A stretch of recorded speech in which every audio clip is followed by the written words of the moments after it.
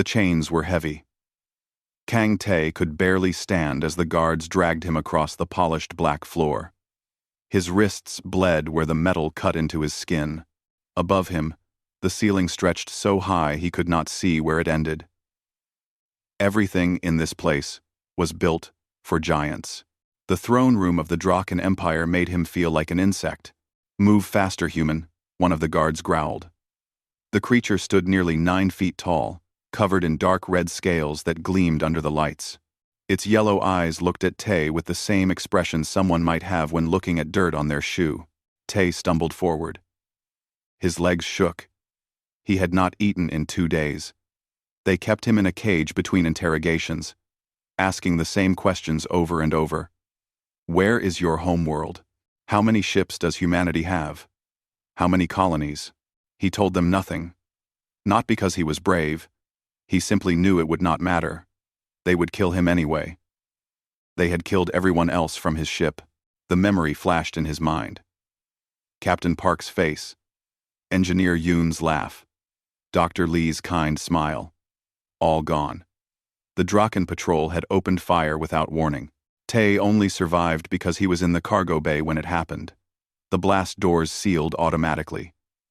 By the time they cut through, everyone else was dead.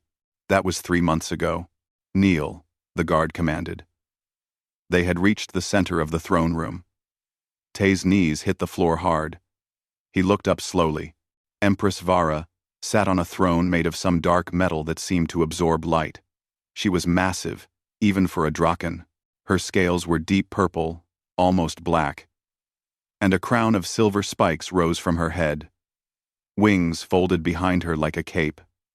Her eyes were ancient and cold. Around the throne room, dozens of Draken nobles watched. They wore elaborate robes and jewelry. Their scales came in many colors: red, blue, green, gold. All of them looked at Tae like he was nothing. This is the human? Empress Vara's voice was deep and powerful. It echoed through the room. Yes, Your Majesty, the guard replied. The last survivor from the vessel we captured in Sector 9. It is so small.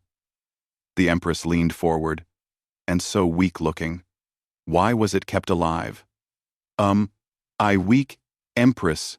The Science Division requested it, Your Majesty. They wish to study the species. Empress Vara waved a clawed hand dismissively. The Science Division always wants to study things. Have they learned anything useful? No, Your Majesty. The species appears to have no significant strengths. They are fragile, slow, and lack natural weapons. Their technology is primitive. The Science Division recommends extermination if we discover their homeworld. Tae's jaw tightened. He wanted to scream at them. Humanity had built ships that could cross between stars. They had created art and music and literature.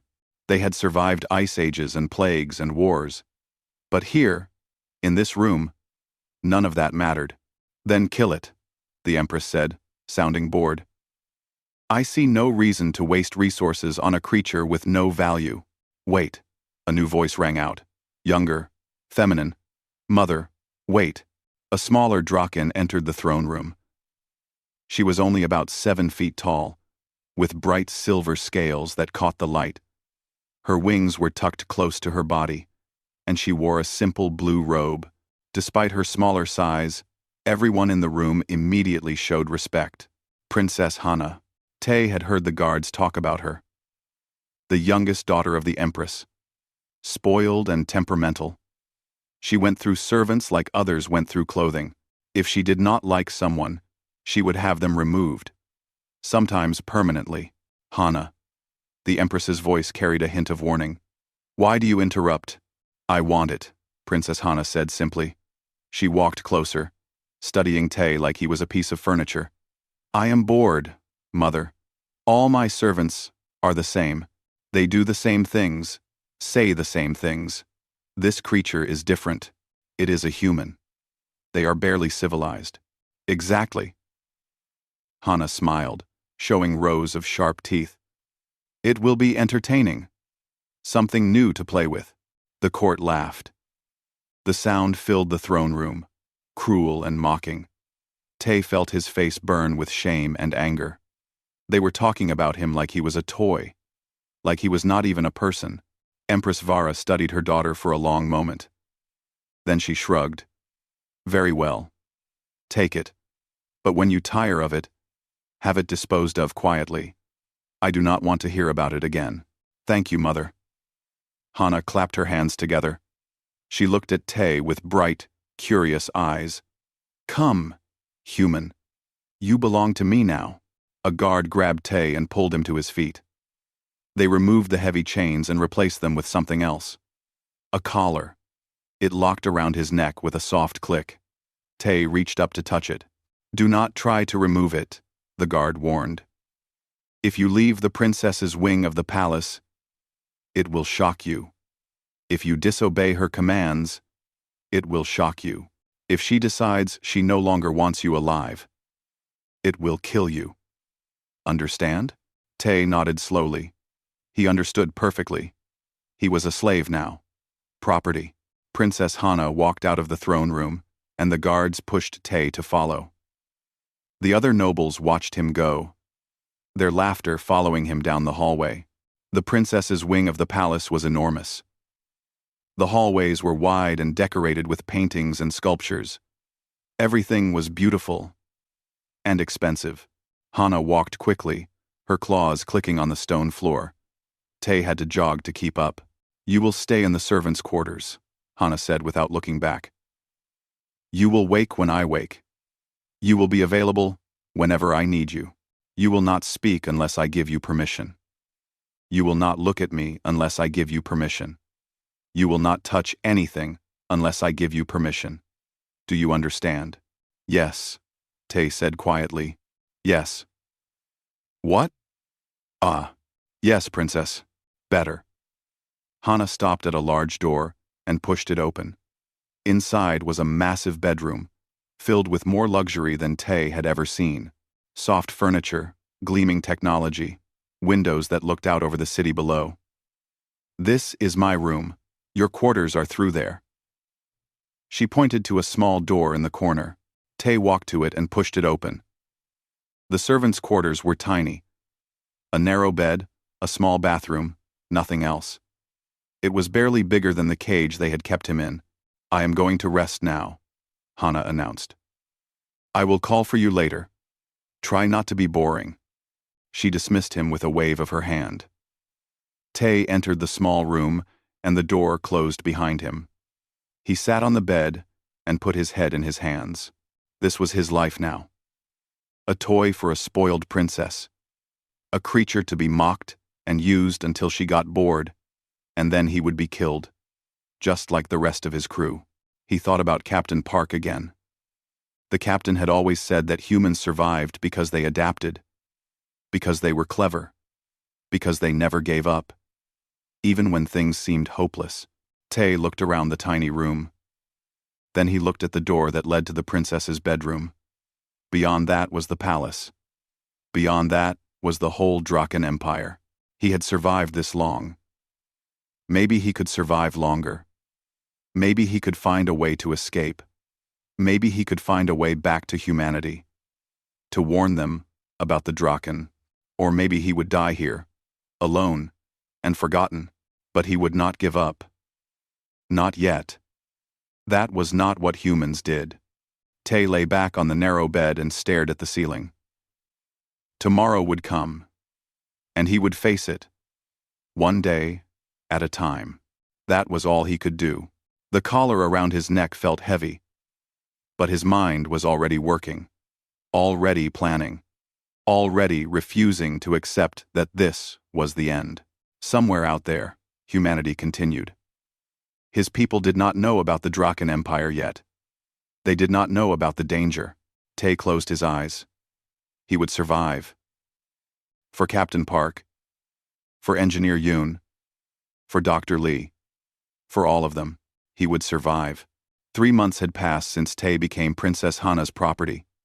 The collar around his neck had become familiar, though not comfortable. He learned the rules quickly. Speak only when spoken to. Keep his eyes down. Stay out of the way.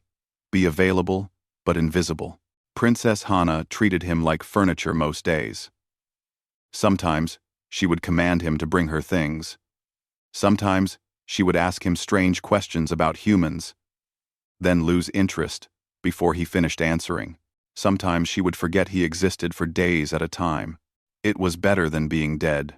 The other servants in the palace looked at him with a mixture of pity and contempt. They were all from conquered species. Some looked almost human. Others were completely alien. All of them had learned to survive by being useful and staying quiet. Tay learned from watching them. He cleaned without being asked. He organized things. He stayed alert for opportunities to be helpful. It was not much of a life, but it was life. One morning, everything changed. Tay was cleaning the princess's bedroom when he heard a sharp crack, followed by an angry hiss. He turned to see Hana throwing a small device across the room. It hit the wall and fell to the floor. "Useless piece of garbage," she snarled. Her silver scales darkened with anger. 3 months. I have been waiting for someone to fix it. 3 months. Tay kept cleaning, trying to stay invisible. But his eyes moved to the device on the floor. It looked like some kind of personal computer. The casing was cracked, and he could see exposed circuits inside. "You," Hana said suddenly. "Human." Tay straightened. "Yes, princess? That device. Throw it away. I am tired of looking at it." "Yes, princess." Tay walked over and picked it up carefully. The circuits inside were incredibly sophisticated, far beyond anything humanity had created. But the damage was not as bad as it looked. The main processor seemed intact. It was just the power relay that was broken. "Wait," Hana said. She was watching him. "Why are you looking at it like that?" Tay hesitated. I was just examining the damage, princess." "Why?" "Old habit. I was an engineer. Before." Hana's eyes narrowed. "An engineer? What does that mean?" Not number Hana. We. I fix things. Built things. Machines. And systems. Can you fix that?" She pointed at the device in his hands. Tay looked at it more carefully. The problem was clear now. The power relay had a microfracture. It needed to be replaced or bypassed. With the right tools, it would take maybe an hour. "I think so, princess. If I had tools." Hana studied him for a long moment. Then she walked to a cabinet and pulled out a box.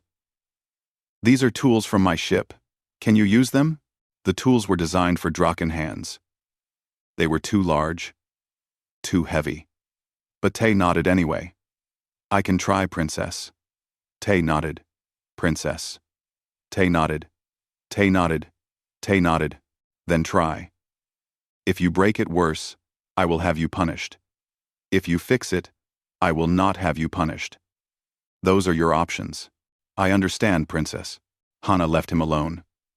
Tay sat on the floor with the device and the tools. His hands were shaking. Not from fear, but from excitement.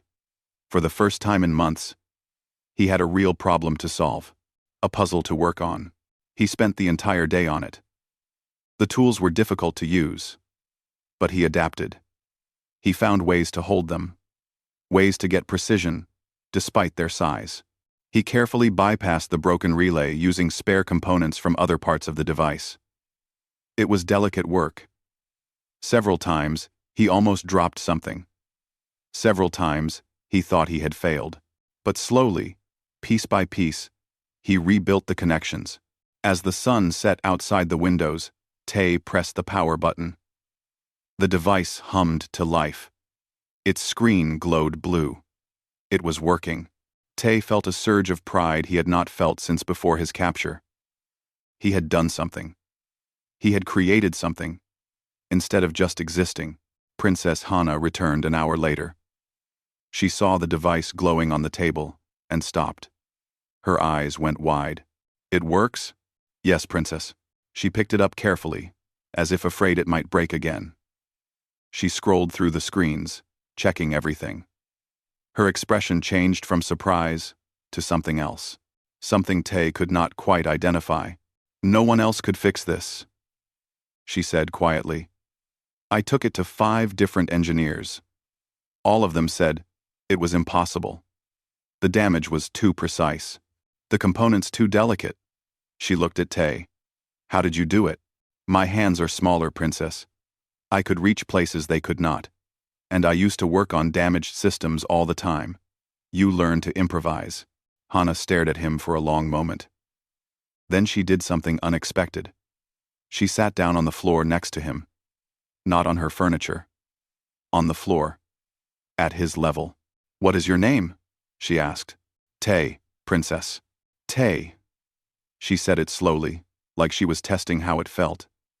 I have owned you for 3 months, and never asked your name. Tay did not know what to say to that. Are all humans like you? Hana asked. Can all of you fix things? Many can. We have to be good at adapting, at solving problems. We are not as strong as other species, not as tough, so we learn to be clever instead.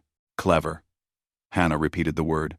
The science division said humans had no value, that you were weak and primitive.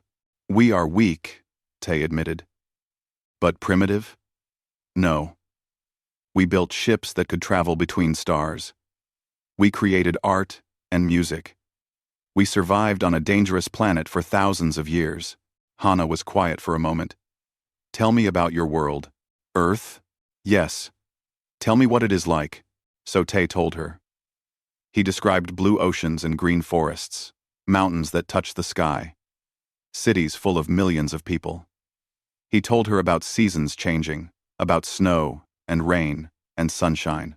He told her about music that made people cry, and books that made them think, and art that made them feel wonder. Hana listened to all of it. She asked questions, real questions, not dismissive ones. She seemed genuinely curious. When Tay finished, the room was dark outside. Hours had passed. That sounds beautiful, Hana said softly. I have never heard anyone talk about their homeworld like that. Most conquered species just curse the Empire and wish for revenge. I am angry, Tay said honestly. The Draken killed my friends. They destroyed my ship. They keep me as a slave. But my homeworld is still beautiful. Anger cannot change that truth. Hana stood up. She reached to her neck and touched something. Tay heard a soft beep. The collar around his neck suddenly felt lighter. I have disabled the shock function, Hana said. You will still wear it. That is required by law. But it will not hurt you anymore. Tay touched his neck in surprise. Thank you, Princess. You saved something precious to me today. That device had all my personal files. Memories. Writings. Things I thought I had lost forever. You gave them back to me. Anything, Princess. Stop calling me Princess. When we are alone, call me Hana. Then she was gone, leaving Tay sitting on the floor in shock. Over the following weeks, everything changed. Hana started asking for Tay specifically. She gave him small projects to work on. A broken communication device. A door that would not seal properly. A water recycler that made strange noises. Each time, Tay found solutions. His small hands and human perspective allowed him to see problems differently than the Draken engineers. He could work in tight spaces. He could think in non-linear ways. He could improvise with limited resources. Word spread through the palace. The princess's human could fix things others could not. At first, it was amusing to the other Draken. Then it became useful. Then, it became valuable. One night, alarms blared through the palace. Tay was jerked awake by the sound. He ran to Hana's room and found her already dressed, speaking rapidly into a communication device. What is happening? Tay asked. The orbital defense grid has malfunctioned. There is a microfracture in one of the core processors. If it fails completely, the palace will be undefended. Any enemy could attack us. Can they fix it? No. The fracture is inside a sealed compartment. The access panel is too small. No Draken engineer can reach it. Hana looked at him. But you could. Tay's heart raced. You want me to fix it? I want you to try. If you fail, we will evacuate the palace. If you succeed, you will have saved the lives of everyone here, including mine. I will need a spacesuit, and tools, and someone to show me where the fracture is. You will have everything. They rushed through the palace to a docking bay. A small ship waited, engines already running. Inside, 3 Draken engineers looked at Tay with obvious doubt. This is your expert? One of them said. A human? Yes, Hana said firmly. He has fixed things you could not. He will fix this. Now, brief him. The flight to the orbital platform took 10 minutes. The engineers explained the problem. Tay listened carefully, asking questions, forming a plan in his mind. The access panel was indeed tiny. A Draken could not fit even their hand inside, but Tay could fit his whole arm. Wearing a spacesuit designed for maintenance workers, Tay was lowered into the zero-gravity environment. He squeezed through the access panel. Inside was a maze of circuits and conduits. The fracture was visible, a hairline crack in a critical component. Tay worked carefully. His hands were steady despite his fear. He rerouted connections. He bypassed the damaged section. He reinforced weak points. It took 2 hours. When he finally emerged, the engineers were staring at their readouts in disbelief. It is working, one of them said. The system is completely stable. Better than before.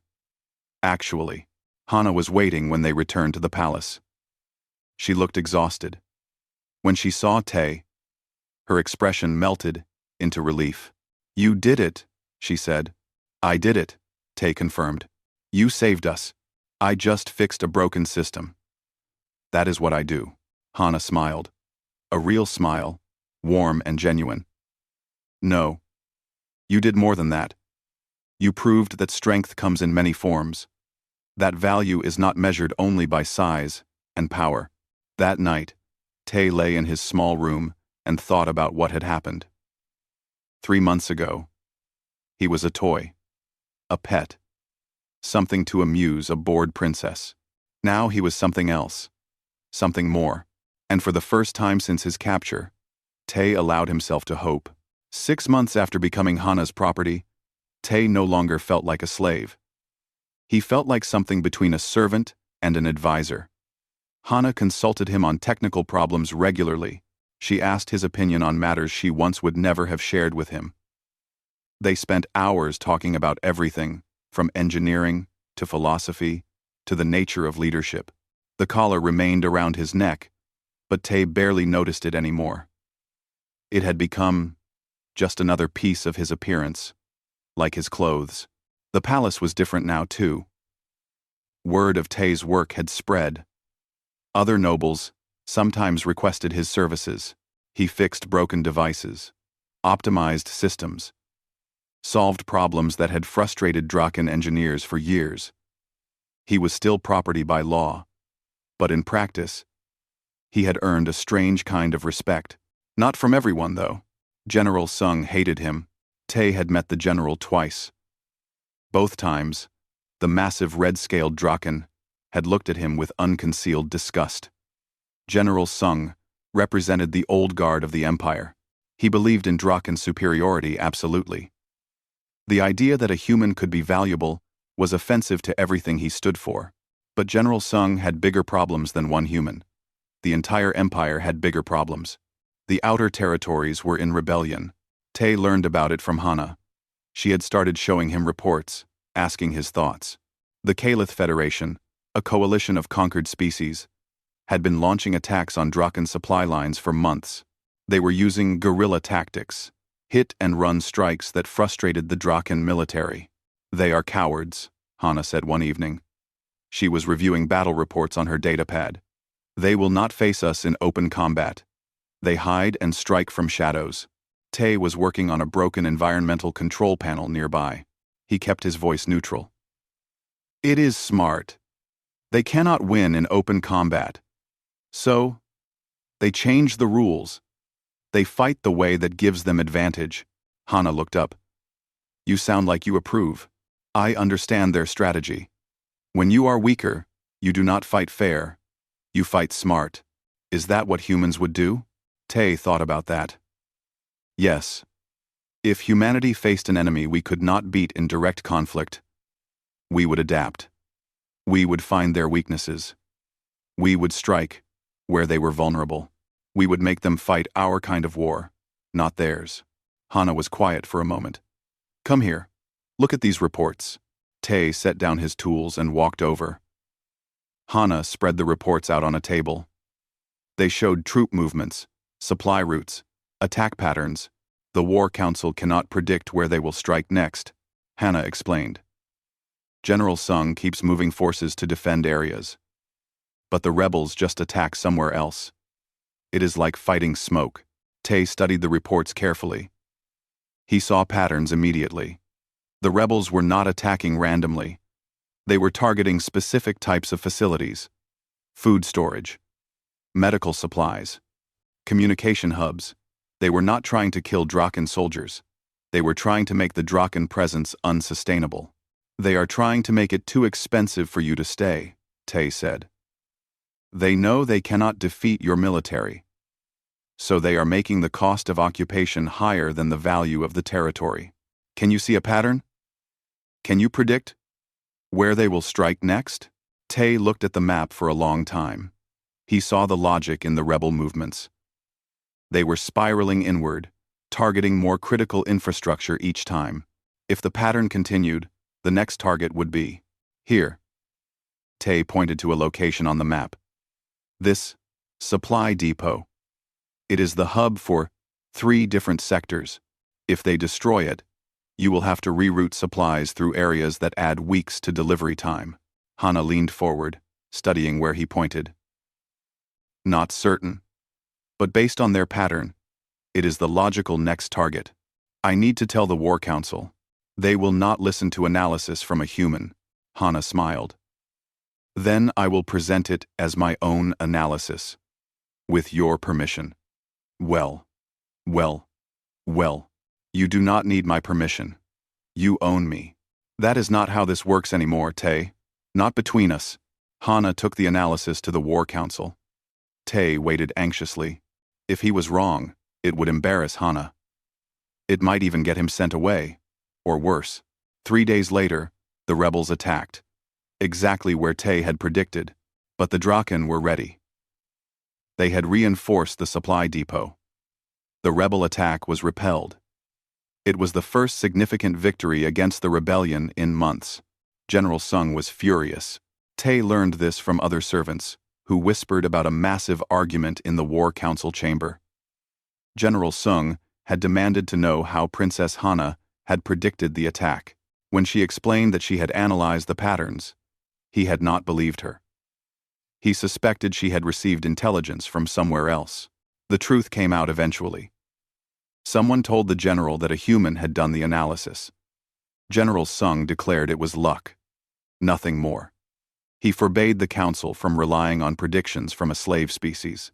Calentariment. The very next week, the Draken military launched a major offensive. General Sung's plan was simple and brutal. Overwhelming force, total destruction. Make the rebels fear the consequences of resistance. It was a disaster. The rebels melted away before the Draken forces. They abandoned the worlds the military attacked. Then, while the Draken forces were committed to the offensive, the rebels struck at 3 undefended worlds simultaneously. Civilian targets, infrastructure, hospitals, thousands died. 3 Draken colony worlds fell to rebel control. The Empire was shocked. For the first time in centuries, conquered species had successfully taken territory from the Draken. The news spread through all 400 systems like wildfire. Hana came to Tay that night. She looked tired and sad. General Sung refuses to change tactics, she said. He believes the only answer is more force, more aggression. That will not work, Tay said. The rebels are fighting a different kind of war. You cannot beat them with traditional military thinking. What would work? Tay hesitated. What he was about to say was dangerous. It went against everything the Draken Empire stood for. But Hana had asked, and he would answer honestly. Stop treating them like enemies. Start treating them like people. Hana blinked. What do you mean? The rebels are not fighting because they enjoy it. They are fighting because they feel they have no choice. The Empire conquered them, enslaved them, took everything from them. They have nothing left to lose. Tay stood up and walked to the window. But what if you gave them something to lose? What if you made peace more attractive than war? Tay,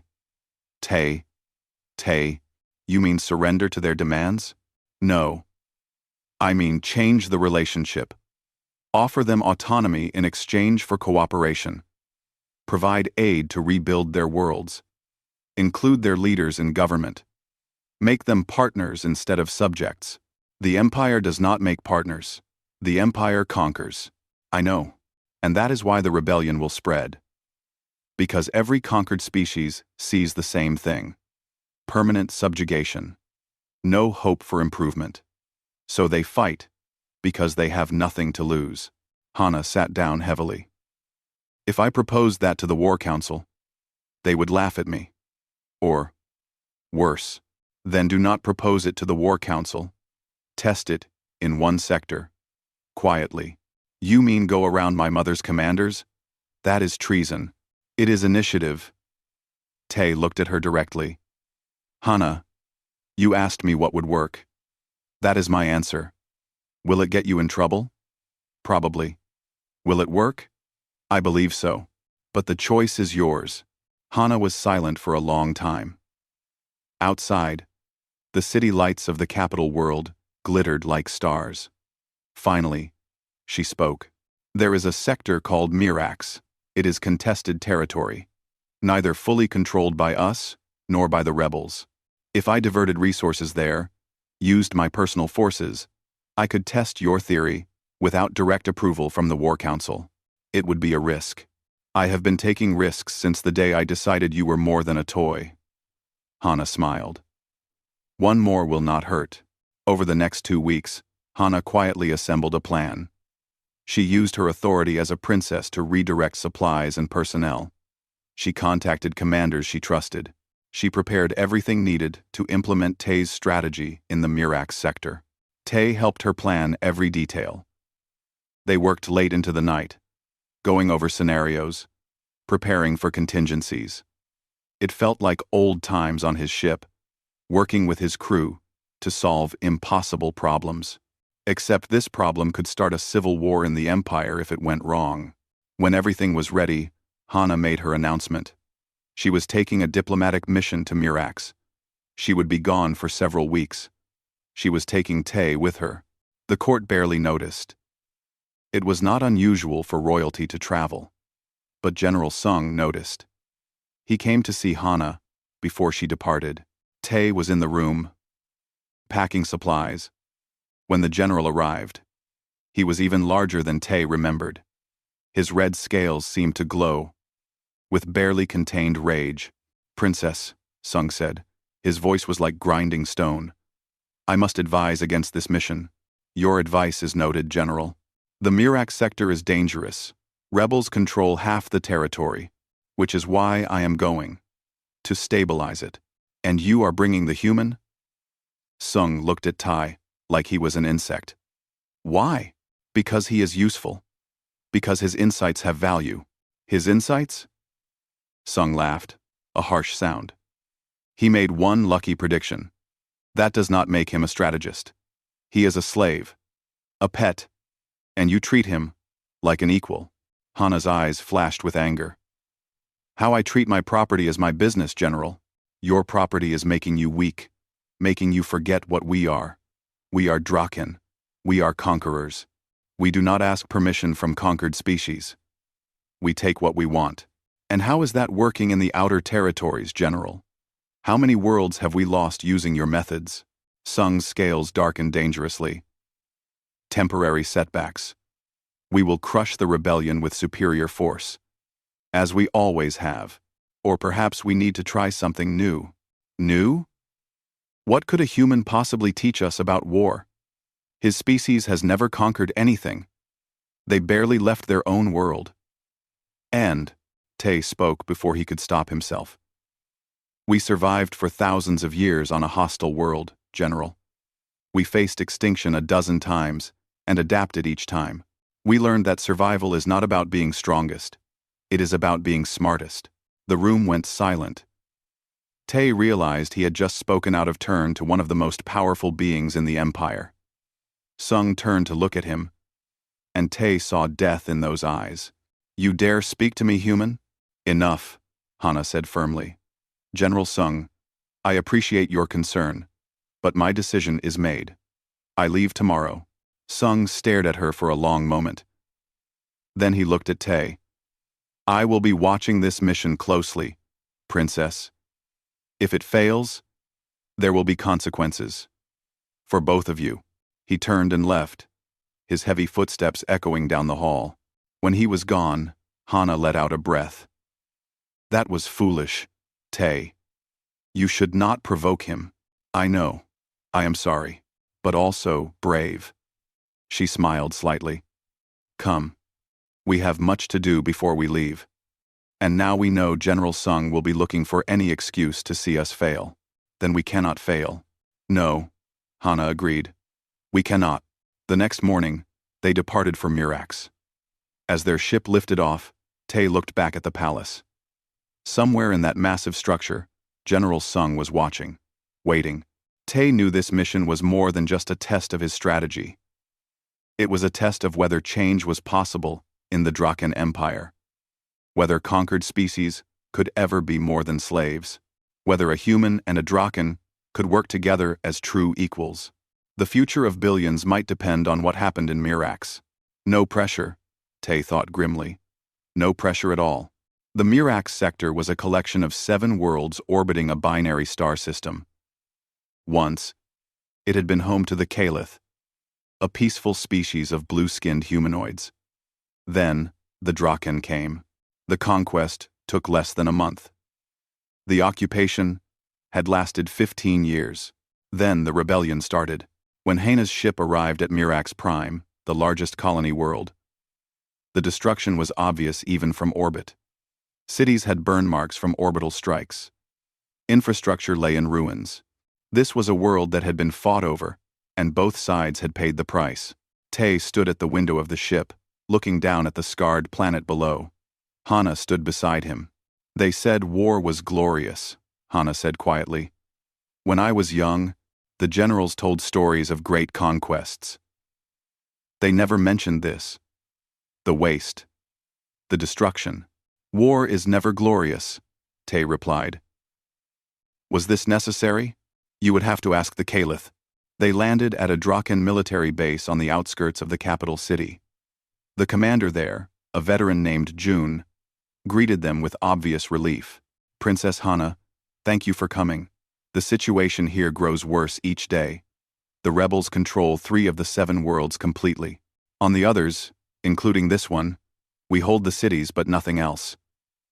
At night, the rebels own everything outside our walls. I am here to change that, Hana said. I am implementing a new strategy.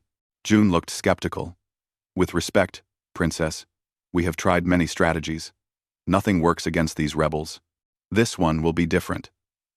I want you to arrange a meeting with rebel leadership. Rebel leadership. June's eyes widened. A meeting? Princess, they will never agree to that. And even if they did, it could be a trap. Arrange it anyway. Tell them I come to talk peace, not war. The commander looked like he wanted to argue, but rank was rank. It took 3 days to arrange the meeting. 3 days, during which Tay and Hana worked with June's forces to begin implementing their plan. They redirected military supplies to medical aid. They began repairing damaged infrastructure in the city. They released political prisoners held in the military base.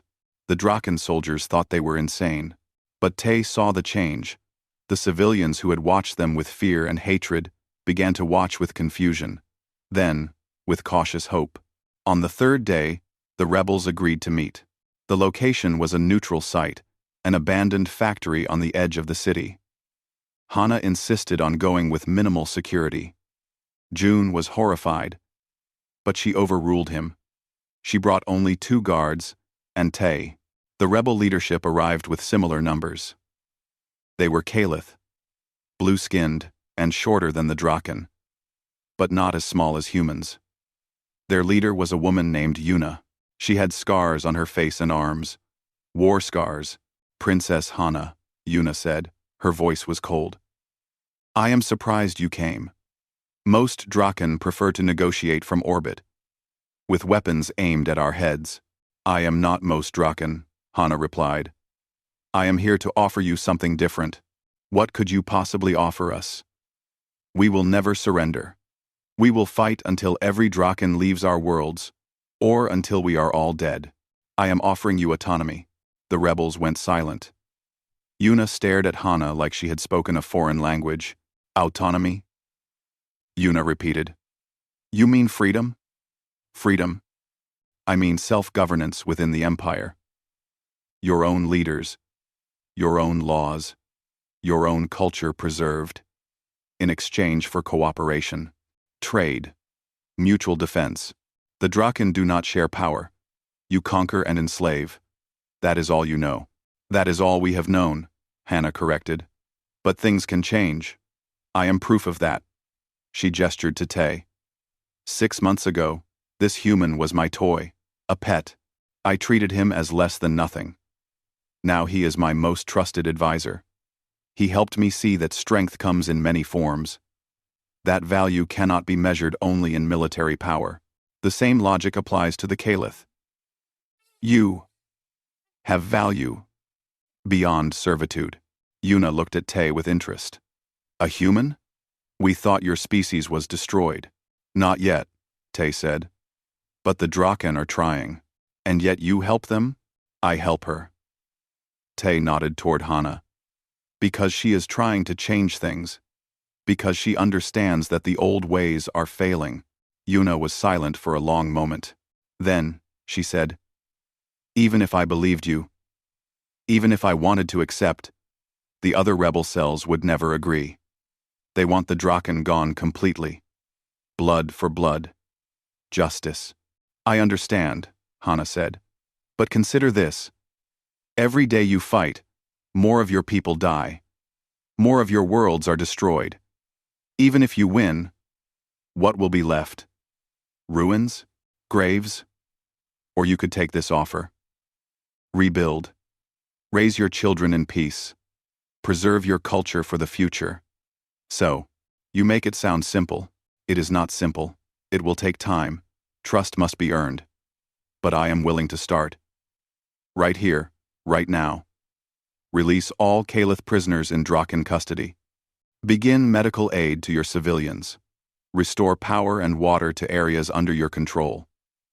No strings attached. Just good faith. Yuna looked at her fellow rebels. They whispered among themselves in their own language. Finally, Yuna spoke. We will agree to a ceasefire. 30 days. During that time, you may provide aid and release prisoners. If you honor your word, we will talk again. But know this, Princess. If this is a trick, if you betray us, we will make you pay. Understood, Hana said. They shook hands. It was a strange sight. A Draken princess and a rebel leader, agreeing to try peace. Over the next 4 weeks, Hana's strategy was implemented in full. Medical teams entered rebel-controlled areas. Engineers repaired infrastructure. Food and supplies flowed to cities that had been starving. Prisoners were released. Schools reopened. The change was dramatic. Fighting stopped. Civilians who had been caught between 2 armies could finally live without fear. Children played in streets that had been battlefields. Word spread throughout the Mirax sector. Then, to neighboring sectors. Then, across the empire. Princess Hana had done the impossible. She had ended a rebellion without firing a shot. Back at the palace, Empress Vara heard the reports. So did General Sung. And so did the entire imperial court. The reaction was swift. Hana and Tae were summoned back to the capital immediately. When they arrived, the atmosphere was tense. Palace guards met them at the landing pad and escorted them directly to the throne room. The entire court was assembled, hundreds of nobles, all watching. At the center, Empress Vara sat on her throne. Her expression was unreadable. General Sung stood to one side. He looked triumphant. "Princess Hana," the Empress said. Her voice echoed through the hall. "You have acted without authorization. You have negotiated with rebels. You have offered them terms that no conquered species has ever received. Explain yourself." "Anti-free." Hana stepped forward. Tae tried to stay back, but guards pushed him forward as well. They wanted him visible. They wanted the court to see the human who had advised the princess. "Mother, I acted to save the Mirax sector. The rebellion there was spreading. Conventional military tactics were failing. I implemented a new approach, and it succeeded. The sector is now stable." "You implemented the advice of a human slave," General Sung interrupted. "A creature whose species has never won a war, never conquered a world, never built an empire. And you followed his guidance? His guidance worked. It was luck. Weakness. Appeasement." Sung's voice grew louder. "You have set a dangerous precedent. Now every conquered species will demand the same treatment. The empire will crumble. Or, the empire will evolve," Hana countered. "We can rule through cooperation instead of force, through respect instead of fear. That is not the Draken way." "Then perhaps the Draken way needs to change." The court erupted in angry voices. Nobles shouted. Some supported Hana. Most did not. The Empress raised a hand, and silence fell immediately. "General Sung," the Empress said, "you have brought formal charges?" "Yes, Your Majesty. I charge Princess Hana with acting against the Empire's interests. I charge the human with sedition and corruption of a royal. Both should face judgment under imperial law." Tae felt his heart sink. Under imperial law, the penalty for sedition was death. "The human will be judged," the Empress agreed. "As for my daughter, her punishment is my decision, not yours, General." Sung bowed, but he was smiling. The Empress looked at Tae directly. "Human, you stand accused of corrupting an imperial princess, of advocating weakness, of undermining the Empire's strength. How do you answer these charges?" Tae stepped forward. His legs felt weak, but he forced himself to stand straight.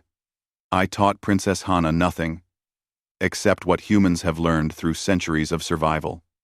That adapting is not weakness. That cooperation is not failure. That preserving life is more important than proving strength." "And you believe these lessons apply to the Draken Empire?" "Yes. Even though your own species stands to be conquered by that empire?" Tae hesitated. Then he spoke the truth. "If the empire continues as it has, it will eventually find humanity, and it will try to conquer us. But that empire will be brittle, weak, spread too thin, hated by 400 systems. We might lose, but the empire will bleed, maybe fatally." He took a breath.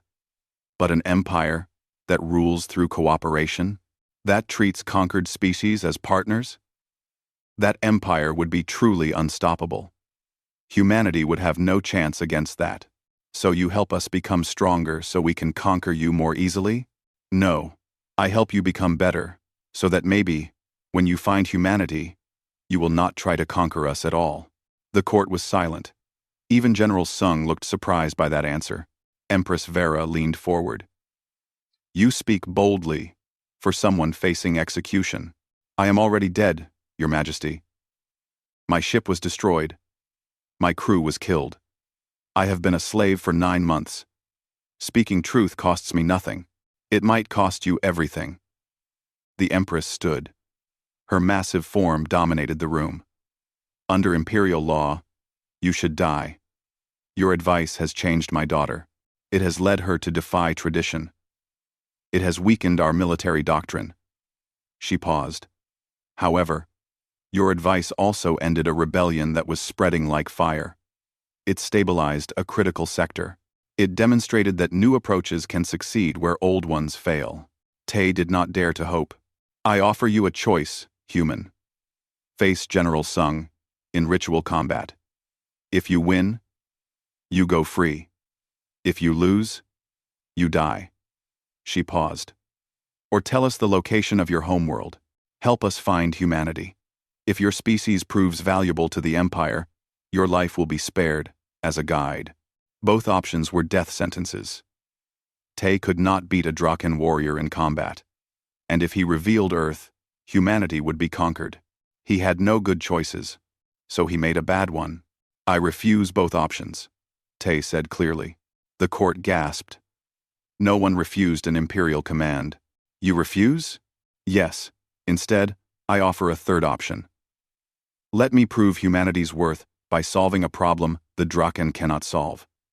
If I succeed, my people remain free, and I go free. If I fail, you can take whatever you want from my mind. What problem? The Veyros Rift. Even Empress Vara looked surprised.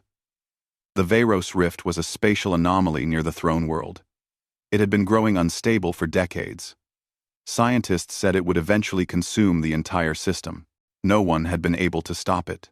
You think you can solve what our best scientists could not? I think I can try. If I am as worthless as General Sung claims, I will fail, and he can have his execution. But if I am right, if humans really do see problems differently, then maybe I can find a solution. Empress Vara studied him for a long time. Then she laughed. It was not a cruel laugh. It was genuinely amused. You are either very brave or very foolish, human. Very well. I accept your wager. You have 30 days. If you stabilize the rift, you and your species go free. If you fail, we extract Earth's location from your mind, and humanity becomes part of the Empire. She sat back on her throne. Take him to the research facility. Give him whatever he needs. Let us see what human ingenuity can accomplish. As guards led Tay away, he caught Hana's eyes. She looked terrified and proud at the same time. Tay had gambled everything on one desperate chance. Now he had to make it work. The research facility orbiting the Veyros Rift was the largest scientific installation in the Empire. Thousands of scientists from dozens of species worked there, all trying to understand the anomaly that threatened the capital system. The rift itself was beautiful and terrifying. Through the observation windows, Tay could see it clearly. A tear in space that glowed with impossible colors. It pulsed like a living thing, growing larger with each passing year. Current projections said it would reach the throne world in less than 5 years. When Tay arrived, the scientists treated him with open contempt. A human, barely educated by their standards, claiming he could solve what they could not. They showed him their work only because the Empress commanded it. Tay spent the first 3 days just reading. Decades of research. Hundreds of proposed solutions. All failures. The scientists had tried everything. Gravity manipulators. Energy barriers. Even attempting to collapse the rift with controlled explosions. Nothing worked. The rift simply absorbed everything they threw at it and grew larger. On the 4th day, Tay asked a simple question that no one had thought to ask. Has anyone checked if the rift is purely spatial? The head scientist, a Draken named Wu, looked annoyed. Of course it is spatial. It is a tear in space, but space and time are connected. If it is tearing space, it might also be affecting time. That is basic physics. We know this. Then have you measured temporal distortions inside the rift? Wu paused. No. Our instruments cannot survive inside the rift long enough to get readings. Then we need better instruments. We have tried. Nothing survives the conditions inside. Tay thought about that.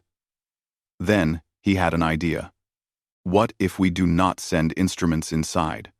What if we measure the rift's effect on time from outside? How? Send 2 atomic clocks. One stays outside. One passes near the rift's edge. When they come back, compare them. If time is distorted, the clocks will show different times. It was such a simple experiment that Wu looked embarrassed no one had thought of it. They ran the test immediately. The results were shocking. The clock that passed near the rift was 30 seconds behind the control clock. A massive temporal distortion. The rift was not just tearing space. It was tearing time itself. That changes everything, Tay said, his mind racing. You have been treating this as a spatial problem. But it is a space-time problem. That is why your solutions do not work. You are only addressing half the issue. The scientific team gathered around. Even their contempt was fading, replaced by curiosity. Over the next 2 weeks, Tay worked with them to develop a new theory. The rift was not growing randomly. It was resonating at a specific frequency, like a bell that had been struck and would not stop ringing.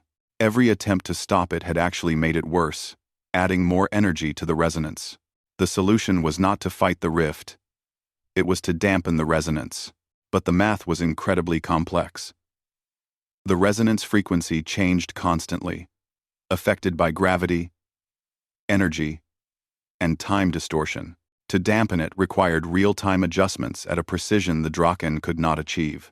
Their instruments were too slow, their computers too rigid, their thinking too linear, but human thinking was different. Tay proposed using multiple dampening fields that could be adjusted manually in real time. Not by computers, but by someone inside the rift itself, making intuitive adjustments based on observation. That is suicide, Wu said flatly. No one can survive inside the rift long enough. Then we make the adjustments faster. They built the device together. Scientists from a dozen species contributed. Even some who had mocked Tay now worked beside him with respect. They were solving the impossible. And everyone wanted to be part of it. With 2 days left before the deadline, the device was ready. Hana came to see him that night. She looked exhausted. She had been fighting political battles at the palace, while Tay fought scientific ones here. How is it going? She asked. The device will work, Tay said. Theoretically. Theoretically? Someone has to go inside the rift to calibrate it. The radiation levels will be fatal. Even in a shielded suit. They will have maybe 10 minutes before the exposure kills them. Hana's face went pale. You cannot go in there. I have to.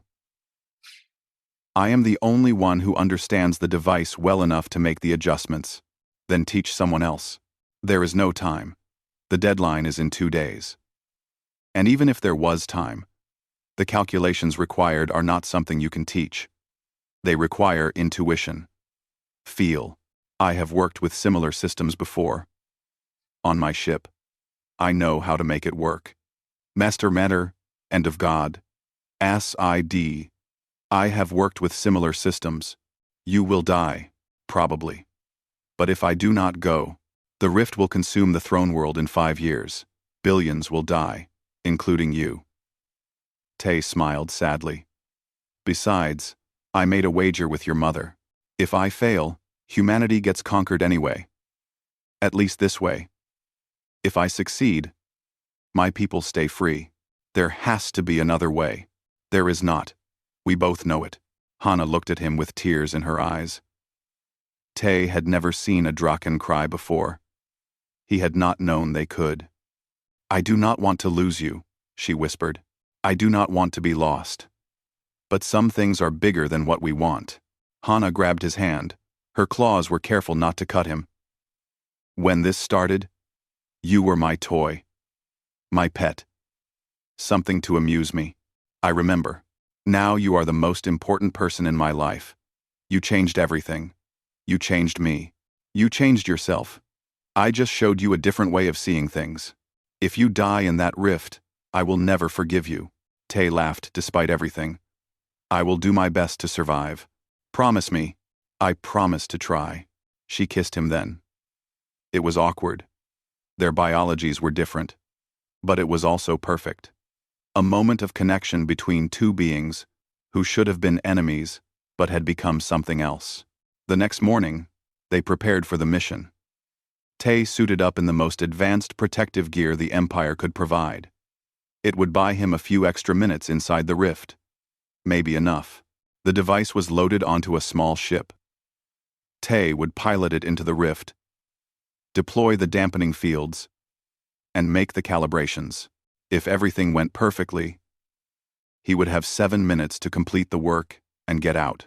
If anything went wrong, he would die inside. The entire facility watched as Tay's ship approached the rift. Communications would not work inside. They would only know if he succeeded if the rift stabilized. Tay piloted the ship through the glowing tier in space. Reality twisted around him. Colors that should not exist. Sounds that made no sense. His instruments went crazy, but Tay focused. He had trained for this. He understood the theory. He knew what to do. He deployed the dampening fields. Immediately, he could see the rift's reaction. The resonance was fighting back. He adjusted the first field, then the second, then the third. It was like conducting an orchestra where every instrument was trying to play a different song. He made hundreds of tiny adjustments, feeling his way through the problem. 5 minutes passed. The radiation alarms were screaming. His suit was failing. 6 minutes. One field was not calibrating correctly. Tay had to compensate with the others. His hands were shaking. 7 minutes. The rift's resonance was decreasing. It was working. Alder. If. 8 minutes. Tay could feel the radiation burning him even through the suit. His vision was blurring. 9 minutes. Almost there. Just a few more adjustments. 10 minutes. Done. The resonance had stopped. The rift was stable. Tay tried to pilot the ship out, but his hands would not work properly. The controls were too complex. He was dying. The ship drifted, caught in the rift's gravity. Outside, the scientists watched in horror. The rift was stabilizing. Tay had succeeded, but his ship was not moving. He was trapped. Hana did not hesitate. She ran to another ship, overriding security protocols. Before anyone could stop her, she launched. "Princess, no!" Wu shouted into the communication channel. "The rift is unstable. You will both die. Then we die together," Hana replied. She flew her ship into the rift. The same twisted reality surrounded her, but she ignored it. She found Tay's ship, locked onto it with a tractor beam, and pulled. The rift was collapsing now, sealing itself as the dampening fields completed their work. Hana had seconds. She pulled Tay's ship through the closing tear in space. Both ships emerged, just as the rift sealed completely. They had made it. Tay was unconscious. Medical teams rushed him to emergency treatment. The radiation exposure was severe. For 3 weeks, he lay in a medical pod, while Draken doctors fought to save his life. Hana stayed with him every day. The Empire watched and waited. Finally, Tay woke up. His body was weak. His hair had fallen out from the radiation. But he was alive. "You did it," Hana said. She was holding his hand. "The rift is stable. Completely sealed. The throne world is safe. We did it," Tay corrected weakly. "You saved me. You saved billions. I just saved one. One. One is enough." 3 days later, Tay was summoned before Empress Vara. He could barely walk. Hana supported him as they entered the throne room. The entire court was assembled. All the nobles, all the generals, everyone who had watched him be given as a toy 9 months ago was watching him now. General Sung stood to one side. He looked furious. Empress Vara sat on her throne. Her expression was unreadable. "Kang Tay," she said. Her voice filled the hall. "You have done what our scientists could not. You have saved the throne world. You have honored your wager. Thank you, Your Majesty. I am not finished." The Empress stood.